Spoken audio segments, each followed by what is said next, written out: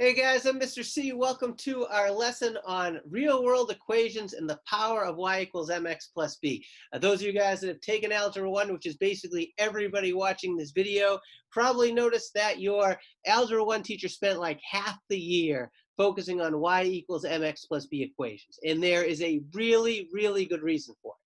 Y equals mx plus b equations tell you two very, very important things. Number one, your slope, and number two, your y-intercept, right? And if you know what those two things are, chances are you can answer just about any question involving a linear equation that the MCAS or any other test could possibly throw at you. So anyway, let's get after it, right? This is the warm-up that you guys did in class, right? First question was a basic y equals mx plus b equation, right? The slope is 3. And the y-intercept is 4, as you guys quickly identified. Also, the slope, some of you guys may see this as, very often the slope will be written as a fraction, right? And the whole number 3 is just the same as 3 over 1. All right, number 2, you guys, basically demonstrating to you that any linear equation can be converted to y equals mx plus b form if you simply get y all by itself. So this is a little bit of review from our first lesson where we were, and actually our last more recent lesson where we were solving for y. And again, be careful, what are you solving for? In this case, you're getting y all by itself. So we get subtract 7x from both sides, right? So we've got 21 minus 7x, right? And then divide both sides by -3. And just a reminder, right, if you're dividing by -3, you just got to divide every single piece of the equation, right? So you've got y equals, what's that? 21 divided by -3 is -7, minus negative is, right, plus 7/3 x. Now, of course, that is correct, right? That is y equals mx plus b, but you guys are probably more familiar looking at it with the slope leading off and then the y-intercept after, right? So that's what you're probably more used to. Again, number 3 is another one that reviews what we learned our first lesson together, dealing with inequalities, right? Less than, greater than, and then less than or equal to, meaning that, could be equal or less than. And then this one here, a real life situation where you could use an equation. I mean, I guess there's a million answers that you could possibly give here, but since our focus is on y equals mx plus b, right? I want to talk about something that's basically any of you guys, any of you girls in the trades, whatever that trade is, right? Typically, the way things are built is you've got your cost of your materials, right? The flat rate, right? And then the the cost per hour, right? So maybe let's say I'm a mechanic, right? And I'm charging you, $70 an hour for labor, right? But then the parts, I don't know, maybe you're fixing someone's brakes or something, and the parts are, I don't know, I'm not a mechanic. Let's say it's like I don't know, $300, right? So even if it took 1 hour, right, it'd be $370 that you're going to bill. If it takes 2 hours, it's 300 plus 140, right? You guys see how this is. The more, the parts of the parts, that's not changing, right? But then depending on how many hours the job takes you, right, will depend on, how much your hourly rate would be and how much money it's going to cost, you're going to bill in total, right, is going to be a function of those two things. So, I mean, that applies to just about any, any of the trades I could think of, whether you're in the automotive business, plumbers, electricians, right, any of those, trades. Anyway, let's get into it here, right? Quick notes. Again, this is review, right? You guys spent half your year in Algebra 1 learning this and focusing on this. So I don't mean to beat the dead horse, so to speak. But here you see it, right? We've got our graphs.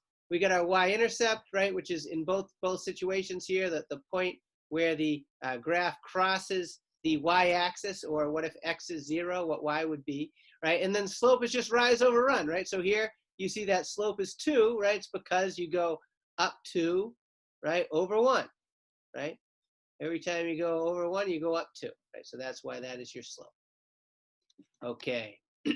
Now, if you have an inequality, I mean, basically a linear inequality, it's the same as a linear equation, right? Typically, it's easiest to graph in y equals mx plus b, so most of you choose, no matter what form your linear equation looks like, to get y by itself and graph it by plotting the y-intercept like you see in this case, y-intercept of 2, and then your slope up 1 over 1, right? Up 1 over 1. Right? And then depending on whether this is less than or equal to, will tell you whether you shade above or below. So here in this case, y is less than, which is why we shaded all below, right?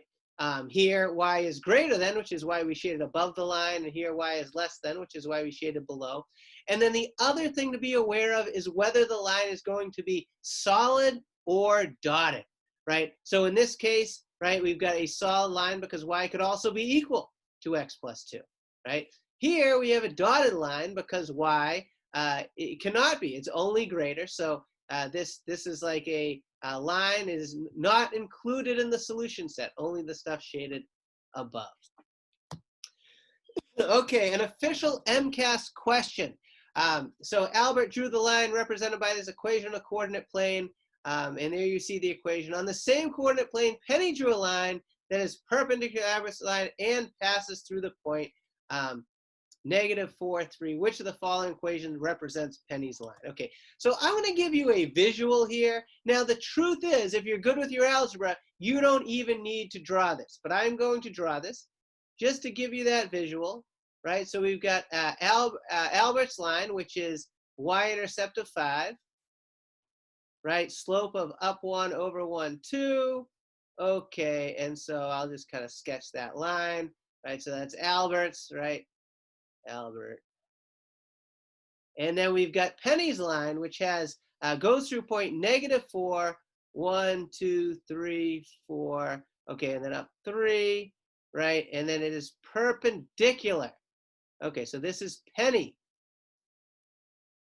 Okay, all right. So what we want to know is, what is the equation of this? Now, here's the thing, you guys. You're looking at this, you're saying, well, the slope is positive, right? So it's definitely not one of these, right? And the y-intercept is more than 5, so some of you guys just looking at it saying that's the right answer. And you know what? You're right, right? But what I like to do is show you a couple different ways to solve this, right? Some of you guys could just solve it using those MCAS problem-solving strategies, right, of eliminating the obvious wrong answers just based on your logic, right? But some of you guys like to flex your algebra, and you should, right? Because the one way to be absolutely 100% confident of your answer is to just say, well, hey, you know what?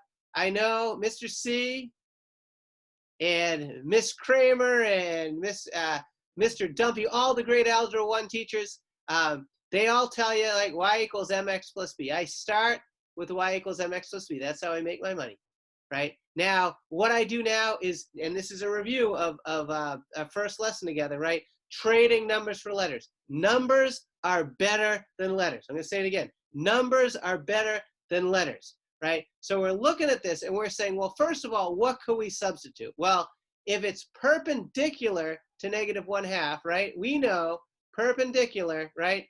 It is going to be the negative reciprocal. So if it's -1/2, it's going to be positive 2 over 1, right? So there we go. Our slope is going to be 2 over 1, right? Do we have a value for y? Yes, we do. We got 3. Do we have a value for x? Yes, we do. We've got -4, right? And basically, the only thing we got to solve for here is that y-intercept. So I just, do my math, do the math, right? Here we go. B, what do? I add 8 to both sides, right? No surprise. No surprise, folks. B equals 11. There you have it. B is the answer. So yeah, hey, you know what? I know I showed you this 2 different ways to solve the same problem. If you didn't want to see them both, hey, you could just fast forward the video. And if you want to see either one of them again, you know what you could do? Just rewind the video, right? That's why this is on video. So anyway, another MCAS style question, graphing a linear inequality. Which graph represents the solution set? The truth is here, you guys, you don't even have to graph it. You just have to identify which one of these is the graph, right? Now, there's a few different ways to do it, right? X minus 4, right? Maybe that's what you want to do, is just start with the graph. It's going to have a y-intercept of -4, right? So this is wrong. This is going to be wrong, right? We got 2 in the running right here. Okay, right? Y-intercept's a -4. That's cool. Both seem to have a slope of 1, right? And then let's look at this. This is where you're going to distinguish the right or the wrong answer. Y is greater than or equal to. What that means is a solid line shaded above. D is the correct answer. All right. Let's keep this going. Okay, so okay, a 4-parter. You're going to see these on the MCAS. Typically, you guys, with these 4-part questions and multi-part questions, you know, the first 1 or 2 tend to be kind of straightforward, and then the later ones, usually 3 and 4, tend to be a little more challenging, maybe even abstract. So anyway, on the coordinate plane, graph the solution set. Okay, so first of all, graphing the solution set, right, you might want to just start with the line, right? Recognizing that since it's greater or equal to, it will be a solid line, right? So we're going to go up 2 over 1, up 2 over 1. Okay, so we got that solid line, right? And now keep in mind, when you guys actually do this on the real MCAS, right, it's going to be on the computer. Basically, you just click a couple points. It gives you a nice, neat, even graph. I don't have that going on right now. I'm just kind of doing it freehand.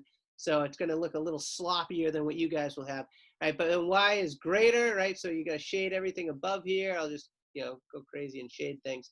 And now B, write an ordered pair that is a solution for the inequality. Show or explain how you got the answer. So again, show or explain how you got the answer on the MCAS. They'll probably give you a little typing pad where you're going to explain your reasoning.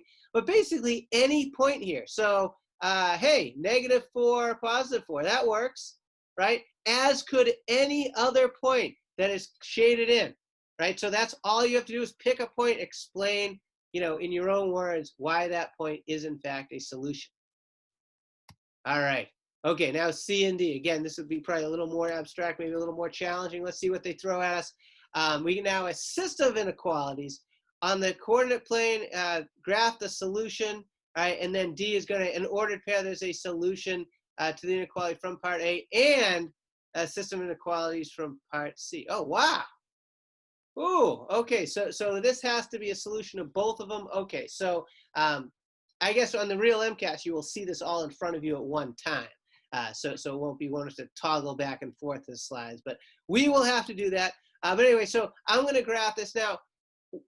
Hey, what have I said this whole lesson? And I'm going to continue to say Y equals mx plus b. Let's go with what got us here, right? Getting the Y all by itself. So this one I'm going to rewrite as -2 minus x, right?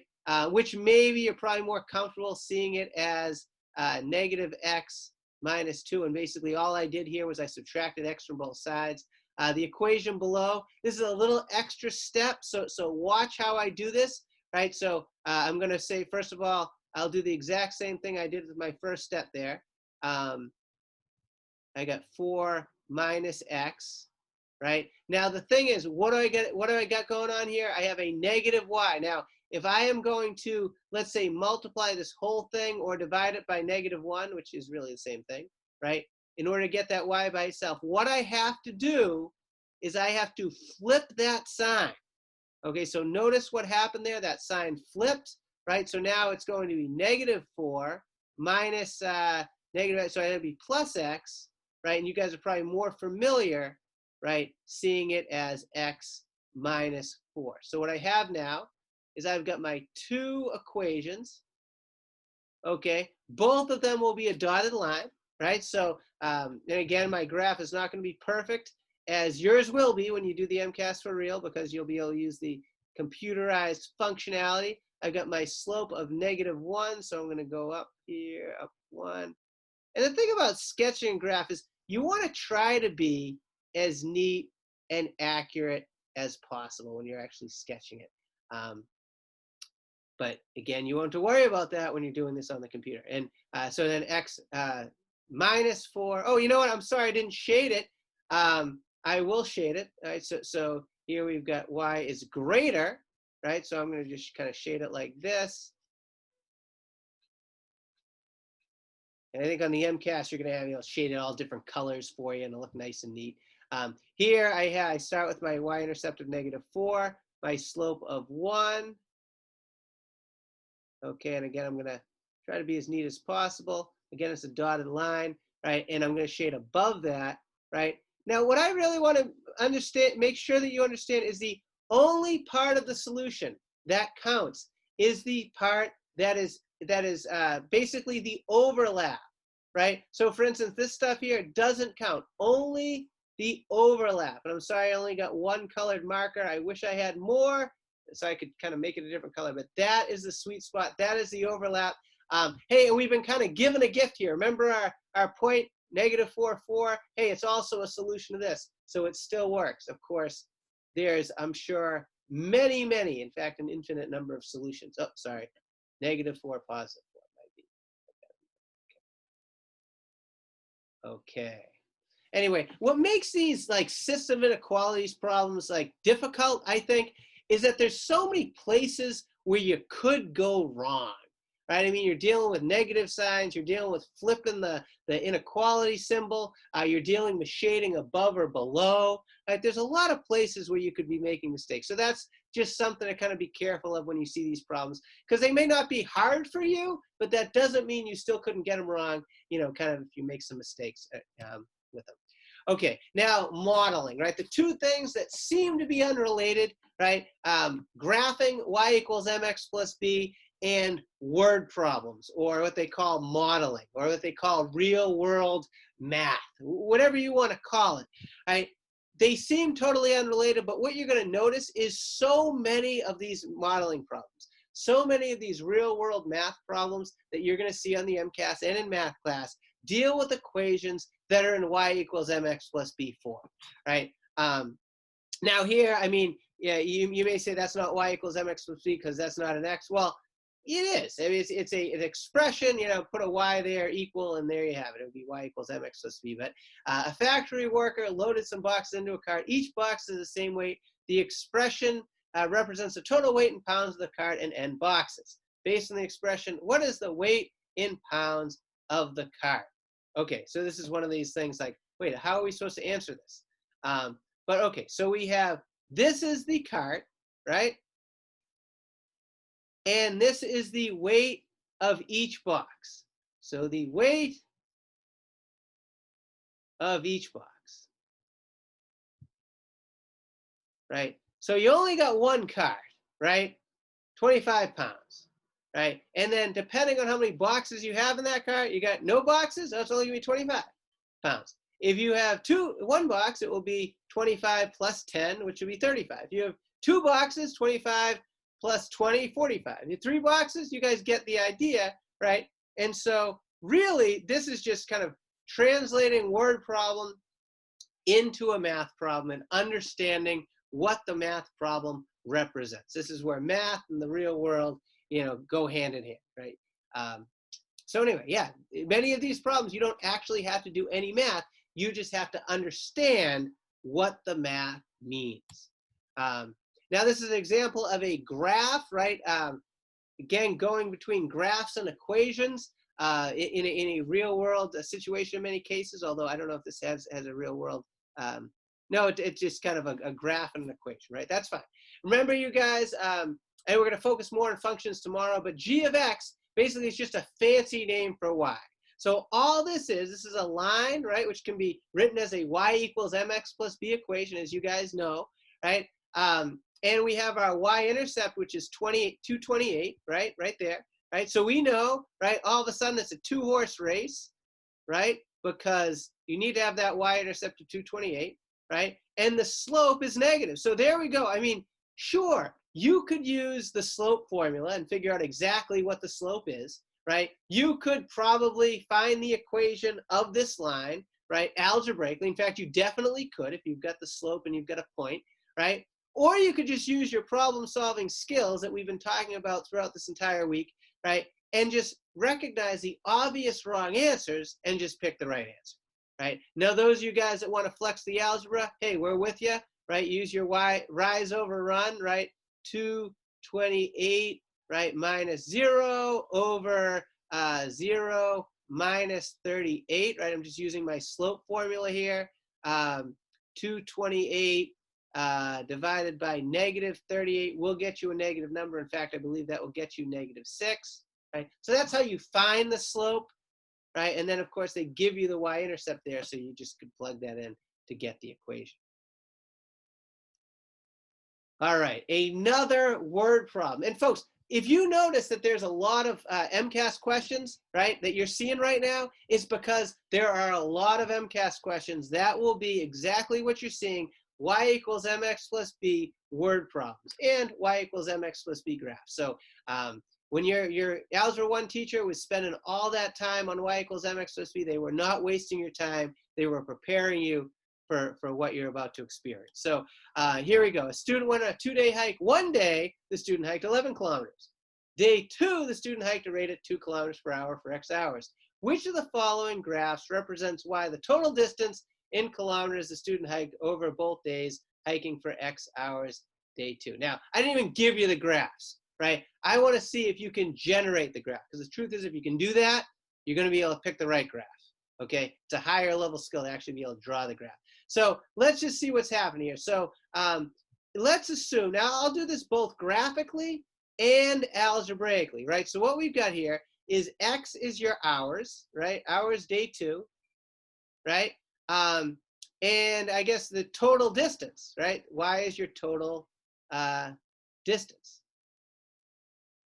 Okay, so what you've got here, and I'll just kind of start with, you know, I'll just kind of go, right? So this is 10, this is 11, right? Before it even wakes up on day 2, they've already gone 11 kilometers, right? Now, every single hour, what they're going to do is they are going to go 2 more kilometers, right? So here we got 1 hour, we would have gone 13. 2 hours, we would have gone 15. 3 hours, we would have gone 17, right?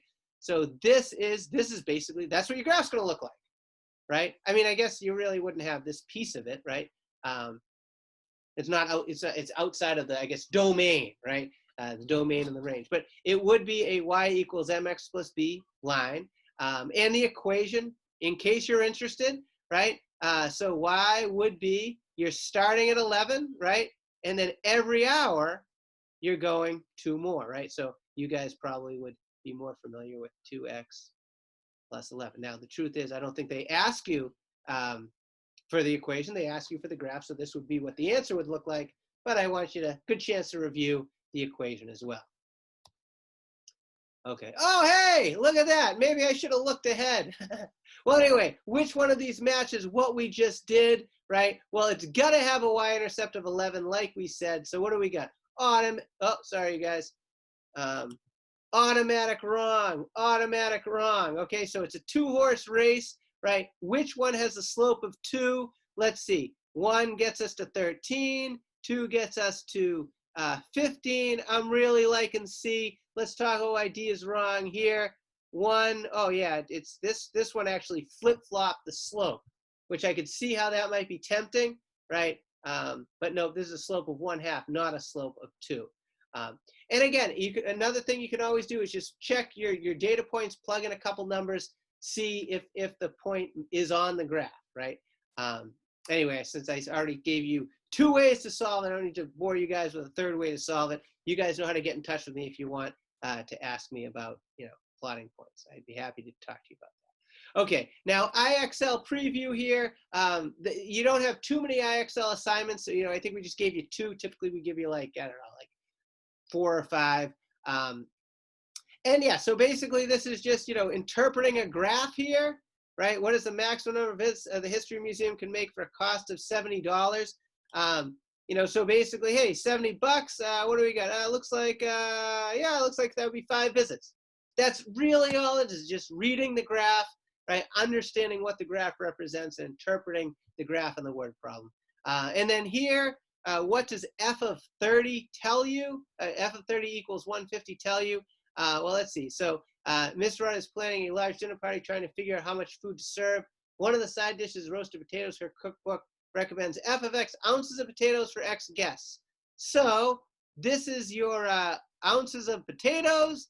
This is your number of guests, right? So if there's 30, okay, this is actually the opposite, right? 150 ounces of potatoes for 30 guests. So in other words, just interpreting what that function means. And if this function notation is unfamiliar and scary to you, right, next lesson, we're going to really dig into functions, because it's another thing that is all over the MCAS and all over any of these standardized tests. And I don't know, the math people think it's really important for you to know, and I agree.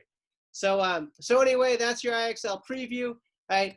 We've got a handful of questions in the PowerPoint. All of these are official MCAS questions that all have to deal with y equals mx+b word problems. Many cases, it's not doing any math at all. It's just understanding, you know, what the equation means. So anyway, you guys, I'm Mr. C. I look forward to seeing you guys in our next class. Thank you for watching this video. And yeah, hey, we'll see you in class.